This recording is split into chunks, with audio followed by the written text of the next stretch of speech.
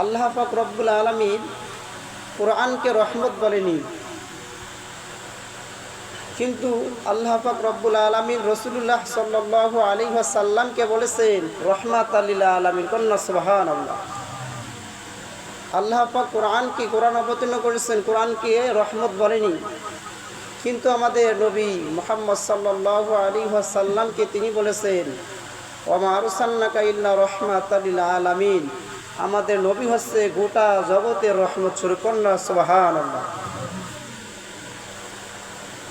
হযরত আহমদ বিন হাম্বল রাদিয়াল্লাহু তাআলা, যিনি বুখারীর লেখক, তার মতে ইন্না লাইলাতুল মাউলিদিল মুস্তাফা সাল্লাল্লাহু আলাইহি ওয়াসাল্লাম আফজালু মিন লাইলাতিল কদর। লাইলাতুল কদর, তিনি বলেছেন নিশ্চয়ই লাইলাতুল কদর যে রাতে কোরআন নাজিল হয়েছে সেই রাতের চেয়ে লাইলাতুল মাউলিদিল মুস্তাফা যে রাতে রাসূলুল্লাহ সাল্লাল্লাহু আলাইহি ওয়াসাল্লাম দুনিয়াতে আগমন করেছেন তার দাম মর্যাদা অনেক বেশি। কন্যা সুবহানাল্লাহ সুবহানাল্লাহ। অর্থাৎ কোরআন নাজিল হয়েছে কদরে, লাইলাতুল কদরে কোরআন নাজিল হয়েছে, এবং আমাদের নবী আগমন করেছেন লাইলাতুল মাউলিদুল মুস্তাফা। তিনি বলেছেন নিশ্চয়ই যে রাতে রাসূলুল্লাহ সাল্লাল্লাহু আলাইহি সাল্লাম দুনিয়াতে আগমন করেছেন এ রাতের দাম মর্যাদা অনেক বেশি। সুবহানাল্লাহ। আল্লাহ পাক রব্বুল আলামিন কোরআনকে নাজিল করেছেন মানব জাতির হেদায়েতের জন্য, অর্থাৎ যারা কোরআন পড়বে, কোরআনের দিকে আসবে, তারা হেদায়েত প্রাপ্ত হবে। আর আমাদের নবীকে আল্লাহ পাক রব্বুল আলামিন বলেছেন ওয়া মা আরসালনাকা ইল্লা রাহমাতাল লিল আলামিন। আমাদের নবী হচ্ছে গোটা জগতের রহমত স্বরূপ, আর কোরআন হচ্ছে হুদাল লিল মুত্তাকিন, সমস্ত জাতির জন্য হেদায়েত। আর আমাদের নবী হচ্ছে রহমত স্বরূপ। সুবহানাল্লাহ। যেহেতু নবীর জন্মের মাস রবিউল আউয়াল মাস, আপনারা নবীর সম্মানে তার প্রতি বেশি বেশি দুরূদ শরীফ পাঠ করবেন, কেননা দুরূদ শরীফ বান্দার জন্য এক বিরাট উপকারী ইবাদত। সুবহানাল্লাহ। অধিক সওয়াব, রহমতের কারণ এবং সম্মান মর্যাদা বেড়ে যায়। কন্যা সুবহানাল্লাহ। আল্লাহ পাক রব্বুল আলামিন ইরশাদ করেন আমিরাও ওয়া মুখবিরাও ফি কিতাবিহিল আজিজ ইন্নাল্লাহা ওয়া মালাইকাতাহু ইউসাল্লুনা আলান নবী ইয়া আইয়ুহাল্লাযীনা আমানু সাল্লু আলাইহি ওয়া সাল্লিমু তাসলিমা। আল্লাহ পাক রব্বুল আলামিন তিনি বলেন, পবিত্র কোরআনে বলেন, নিশ্চয়ই আল্লাহ পাক রব্বুল আলামিন তার নবীর প্রতি খাস রহমত অবতীর্ণ করেন। কন্যা সুবহানাল্লাহ। এবং ফেরেশতাগণ তার সম্মানে ইস্তিগফার পাঠ করেন। অতএব হে ঈমানদারেরা, তোমরা তোমার নবীর সম্মানে সালাত সালাম পাঠ করো। আল্লাহুম্মা অর্থাৎ আল্লাহুম্মা সাল্লি আলা সাইয়্যিদিনা মুহাম্মাদি ওয়া আলা আলিহি ওয়া বারিক ওয়া সাল্লাম।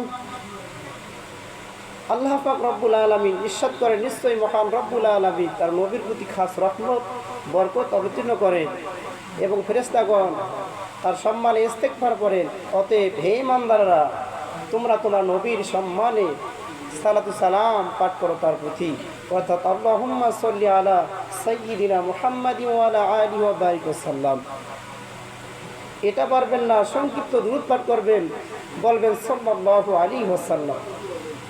আল্লাহ রাসূল সাল্লাল্লাহু আলাইহি ওয়াসাল্লাম বলেন, যে ব্যক্তি আমার প্রতি একবার দুরূদ পাঠ করবে, দুরূদ শরীফ পাঠ করবে, বেশি না একবার পাঠ করবে, আল্লাহ পাক রব্বুল আলামিন তার আমলনামায় 10টি গুনাহ মাফ করে দিবেন এবং তার আমলনামায় 10টি সওয়াব লিখে দিবেন, আর 10 গুণ মর্যাদা আল্লাহ পাক তার বাড়িয়ে দিবেন। কন্যা সুবহানাল্লাহ।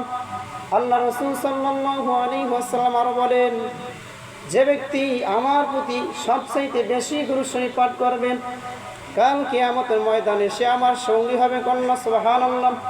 এখন যদি আপনারা আল্লাহর রাসূলের সঙ্গী হতে চান তাহলে কি করতে হবে? তাহলে আল্লাহর রাসূলের প্রতি বেশি বেশি দুরূদ শরীফ পাঠ করতে হবে। হাঁটতে চলতে অর্থাৎ রাস্তা দিয়ে যাইতেছেন দুরূদ শরীফ পড়বেন, ঘুমাইতে সব সময় আল্লাহর রাসূলের প্রতি দুরূদ শরীফ পাঠ করবেন, তাহলে আমরা কাল কিয়ামতের ময়দানে আল্লাহর রাসূলের সঙ্গী হতে পারব। আল্লাহ রাসূল বলেন, যে ব্যক্তি আমার প্রতি একবার দুরূদ পাঠ করবে, আল্লাহ পাক তার আমলনামায় 10টি সব দান করবেন এবং তার 10টি গুনাহ মাফ করে দিবেন এবং 10 গুণ সম্মান মর্যাদা আল্লাহ পাক রব্বুল আলামিন তার বাড়িয়ে দিবেন সুবহানাল্লাহ। আবার আল্লাহ রাসূল বলেন, যে ব্যক্তি আমার প্রতি সবচাইতে বেশি দরুদ পাঠ করবে, আল্লাহ রাসূল বলেন, সে কিয়ামতের দিন সে আমার সঙ্গী হবে সুবহানাল্লাহ। এখন যদি আল্লাহ রাসূলের সঙ্গী হতে চাই আমরা, তাহলে আমাদের কি করতে হবে? আল্লাহ রাসূলের প্রতি সব সময় দরুদ পড়তে হবে, অর্থাৎ সংক্ষিপ্ত দরুদ পাঠ করবেন সাল্লাল্লাহু আলাইহি ওয়াসাল্লাম। বলেন দেখি, সাল্লাল্লাহু আলাইহি ওয়াসাল্লাম, সাল্লাল্লাহু আলাইহি ওয়াসাল্লাম। সংক্ষিপ্ত দরুদ শরীফ এটা সব সময় হাঁটতে চলতে ঘুমাইতে সব সময় পড়বেন। ঘুমানো যাবেন এ সাল্লাল্লাহু আলাইহি ওয়াসাল্লাম পড়তে পড়তে ঘুমাবেন, তাহলে আমরা কাল কিয়ামতের দিন আল্লাহ রাসূলের সঙ্গে হতে পারবো। আল্লাহ পাক যেন আমাদের সকলকে আল্লাহ রাসূলের প্রতি বেশি বেশি দরুদ পাঠ করার তৌফিক দান করেন, সকলে বলে আমিন। আল্লাহ রাসূল সাল্লাল্লাহু আলাইহি ওয়াসাল্লাম বলেন, আল্লাহ পাকের কিছু মনোনীত ফেরেশতা আছে, তাদের কাজ হলো তারা দুনিয়ার বুকে সফর করে বেড়ায় এবং তাদের কাজ হলো উম্মতের দরুদ আমার নিকটে পৌঁছে দেওয়া। সুবহানাল্লাহ। আল্লাহ রাসূল বলেন, আল্লাহ পাকের কিছু মনোনীত ফেরেশতা আছে, তাদের কাজ হলো তা দুনিয়ার বুকে সফর করে বেড়ান এবং তাদের কাজ উম্মতের দরুদ আমার নিকটে পৌঁছে দেওয়া। হযরতে আব্দুল্লাহ ইবনে খাত্তাব রাদিয়াল্লাহু তাআলা তিনি বলেন, নিশ্চয়ই বান্দার দোয়া মুনাজাত অন্যান্য আমল একমাত্র সব কিছু আসমান এবং জমিনের মধ্যে আসমানের মধ্যে ঝুলন্ত অবস্থা থাকে, যতক্ষণ না সে তার নবীর প্রতি দরুদ শরীফ পড়বে ততক্ষণ পর্যন্ত কোনো আমল আল্লাহ পাকের নিকট কবুল হবে না। তিনি বলেন, নিশ্চয়ই বান্দার দোয়া মুনাজাত সব কিছু আসমানের মধ্যে ঝুলন্ত অবস্থা থাকে, যখন আল্লাহ রাসূলের প্রতি দরুদ শরীফ পড়বে সাথে সাথে আল্লাহ পাকের দরবারে কবুল হয়ে যাবে। কন্যা সুবহানাল্লাহ। আর যদি দরুদ শরীফ না পড়ি, এমনিতে দোয়া মুনাজাত করি, আমল করি, এগুলো কোনোটাই আল্লাহ পাকের দরবারে কবুল হবে না। আল্লাহ রাসূল সাল্লাল্লাহু আলাইহি ওয়াসাল্লাম তিনি বলেন, আল্লাহ পাক রব্বুল আলামিন আমার কবরের নিকটে একজন ফেরেশতা নিয়োজিত করে গেছেন, যাকে সমস্ত বান্দার সংখ্যা অনুপাত দিয়েছেন। তার কাজ হলো, যে বান্দা আমার প্রতি দরুদ শরীফ পাঠ করবে, উক্ত ফেরেশতা তার বাবার নাম তার নাম সহ আমাকে বলতে থাকবে, ইয়া রাসূলুল্লাহ অমুকে আল্লাহ, ইয়া রাসূলুল্লাহ আপনার সম্মানে অমুক বান্দা অমুকের ছেলে অমুকের পিতা অমুকের ছেলে অমুক তোমার সম্মানে দরুদ শরীফ পাঠ করেছে। এভাবে তারা বলতে থাকবে, ফেরেশতাগণ বলতে থাকবে। আল্লাহ রাসূল বলেন যে আমার কবরের নিকট একজন ফেরেশতা নিয়োজিত করে গেছেন, তার কাজ হলো আমাকে যে বান্দা দরুদ শরীফ পাঠ করবে আমার প্রতি, সে তার পিতা এবং তার নাম সহ আমার কাছে বলতে থাকবে। আল্লাহ রাসূল সাল্লাল্লাহু আলাইহি ওয়াসাল্লাম তিনি বলেন, যে ব্যক্তি দরুদ শরীফের আমল করবে, কাল কিয়ামতের ময়দানে পৌঁছাতে রাস্তা অন্ধকার আলোর কাজ করবে। আল্লাহ রাসূল সাল্লাল্লাহু আলাইহি ওয়াসাল্লাম আরো বলেন, যে ব্যক্তি জুমার দিন অর্থাৎ আজকের দিনে 80 বার দরুদ শরীফ পাঠ করবে, আল্লাহ পাক রব্বুল আলামিন তার 80 বছরের সগীরা গুনাহগুলো ক্ষমা করে দিবেন। কন্যা সুবহানাল্লাহ। আল্লাহ রাসূল বলেন, যে ব্যক্তি জুমার দিন অর্থাৎ আজকের দিনে যে কোনো সময় আল্লাহ রাসূলের প্রতি যদি 80 বার দরুদ শরীফ পড়তে পারেন, শুধু সাল্লাল্লাহু আলাইহি ওয়াসাল্লাম এইটুকু দরুদ শরীফ যদি পড়তে পারেন, আল্লাহ পাক তার জীবনের সমস্ত 80 বছরের সগীরা গুনাহগুলো ক্ষমা করে দিবেন। কন্যা সুবহানাল্লাহ। অর্থাৎ আজকে জুমার দিন আপনারা সকলেই আমলটা করবেন, যখন মসজিদ থেকে নামাজ শেষে বাড়িতে যাবেন, চলার সময় বাড়ি যাওয়ার সময় হাতের মধ্যে গুনতে যাবেন সাল্লাল্লাহু আলাইহি ওয়াসাল্লাম সাল্লাল্লাহু আলাইহি ওয়াসাল্লাম, এভাবে পড়তে যাবেন, এতে আমল হয়ে যাবে। সম্মানিত উপস্থিতি, এ নবীর উম্মতের দল, দরুদ শরীফের কত পাওয়ার ও কত ফজিলত মনোযোগ দিয়ে শুনবেন। মাঝি ভাই নৌকা চালায় আর নবীর পাগল হয়ে দরুদ শরীফ পাঠ করে, গুনগুনাইয়া দরুদ শরীফ পড়েন। ওই নদীর মাঝে একটা মাছ নবীর দরুদ শরীফের আওয়াজ শুনতেছে, মাঝি ভাইয়ের দরুদের আওয়াজ শুনতেছেন, কিন্তু আর ওই দিক দিয়ে এক জেলে ভাই এসে মাছটাকে ধরে নিয়ে গেলেন। নিয়ে যাওয়ার পর বাজারে নিয়ে যা বিক্রি করলেন। মাছটা মনোযোগ সহকারে নবীর দরুদের আওয়াজ শুনতেছেন, আর ওই দিক দিয়ে জেলে ভাই মাছটাকে ধরে নিয়ে গেলেন বাজারে বিক্রি করতেন। হঠাৎ আবু বকর বাজারের দিকে গেলেন, বাজারে যাইয়া মাছটা ক্রয় করলেন। নবীজিকে রহমাতাল লিল আলামিনকে দাওয়াত করেছেন, আবু বকরের বাড়িতে নবী আমার খেতে আসবেন। কন্যা সুবহানাল্লাহ। আবু বকর মাছটা করে করলেন এবং বাড়ি নিয়ে এসে বিবির কাছে দিলেন। বিবিকে বলেন, বিবি আমার, তুমি মাছটা সুন্দর করে কেটে রান্না করে নাও, তৈরি করে নাও। রহমাতাল লিল আলামিনকে দাওয়াত করেছি, নবী আমার খেতে আসবেন।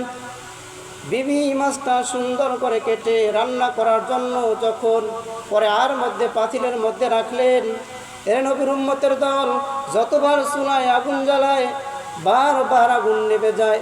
কন্যা সুবহানাল্লাহ। আবু বকর চিন্তা করে দেখলেন যে চুলায় বারবার আগুন দেয় কিন্তু বারবার আগুন নিভে যায়। নবীজিকে দাওয়াত করেছি, যদি মাছ না রান্না করতে পারি তাহলে নবী খাবে কি? আবু বকর নবীর কাছে গেলেন, নবীকে বলেন, নবী আমার, একটু চলেন, আমার বাড়িতে যাবেন। নবী গেলেন। আবু বকর সম্পূর্ণ ঘটনা খুলে বললেন, নবী আমার, মাছ করে করলাম, বিবিকে দিলাম। বিবি রান্না করার জন্য কেটে যখন কড়াইয়ের মধ্যে রাখলেন, ওগো নবী, চুলায় বারবার আগুন দেয় কিন্তু বারবার আগুন নিভে যায়। নবী ডেকে বলেন, ও আবু বকর, দুনিয়ার আগুন কেন জাহান্নামের আগুনও মাছটাকে পুড়তে পারবে না? কন্যা সুবহানাল্লাহ। আবু বকর বলে, কেন নবী আমার? নবী ডেকে বলেন, ও আবু বকর, মাঝি নৌকা চালায় আর আমি নবীর পাগল হইয়া গুনগুনাইয়া দুরূদ শরীফ পড়ে। এই মাছটা মনোযোগ সহকারে আমি নবীর দুরূদের আওয়াজ শুনতেছে। মাছটা আমি নবীর বড় পাগল, আর তুমি এনেছো, কেটেছো রান্না করার জন্য। দুনিয়ার আগুন কেন জাহান্নামের আগুনও মাছটাকে পোড়ানো সম্ভব না। কন্যা সুবহানাল্লাহ। এজন্য আমরা যদি আল্লাহ রাসূলের প্রতি বেশি বেশি দুরূদ শরীফ পাঠ করি তাহলে আমাদেরকেও জাহান্নামের আগুন করতে পারবে না।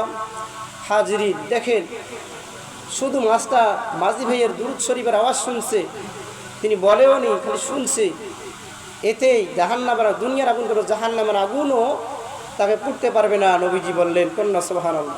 এজন্য আমরা যদি আল্লাহ রাসূলের প্রতি বেশি বেশি দুরূদ শরীফ পাঠ করি তাহলে আমাদেরকে জাহান্নামের আগুন পুড়তে পারবে না।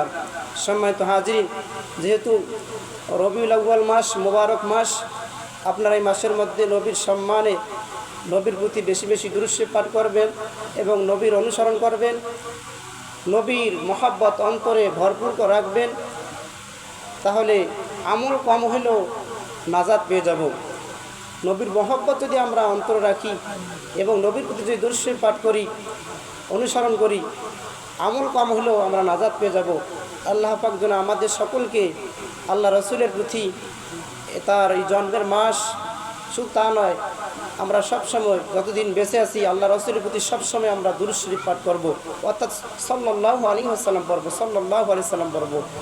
আর আপনারা প্রতি জুমায় এই আমলটা করবেন, ৮০ বার করে দুরূদ শরীফ পাঠ করবেন। আল্লাহ পাক ৮০ বছরের সগীরা গুনাহ ক্ষমা করে দিবেন। আল্লাহ রাসূলের কথা, এখানে যত কথা বললাম কোরআন এবং হাদিসের কথা, আল্লাহর এবং আল্লাহ রাসূলের কথাই বলছি, এগুলো কখনো ভুল না। যারা ভুল মনে করবেন তাদের ঈমান থাকবে না।